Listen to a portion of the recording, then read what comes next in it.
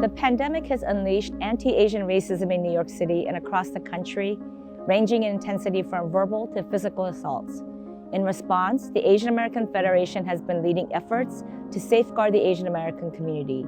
We've created these safety videos with you in mind, and we hope they'll equip you to protect yourself if you're ever targeted so you can make a safe getaway. When we're thinking about ways to keep ourselves safe, especially in situations where there are verbal harassments happening on the street or when you're experiencing it yourself, one of the first things that we want to think about is what we call safety stands. So this is what we call safety stands, and this is really helpful, especially when you notice yourself talking to somebody, there's tension and they're getting louder, possibly aggressive. So we want to be mindful of our distance between our body and their body. So at least, minimum, we want to be at least 1 arm length away from them. The second thing to keep in mind is our body position. So if I'm standing in front of you, you have my entire body target. So I want to make myself slim by slowly shifting my weight.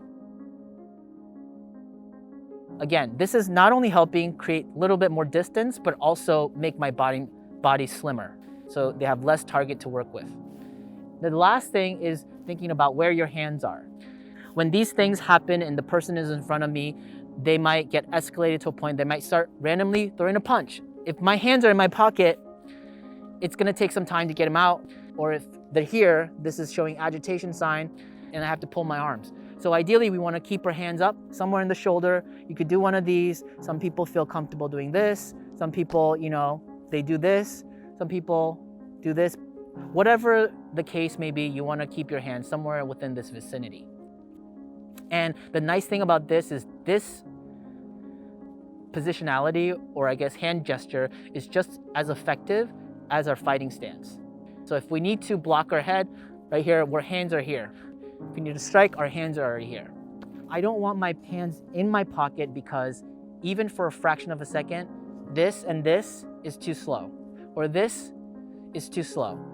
So I want to just keep my hands out here, whether you feel more comfortable doing this. These are some options. Whatever the case, I want to keep my hands up and slowly shift my weight. What you've seen are basic self-defense strategies and not instructional videos on self-defense techniques. For more information, go to caeny.org.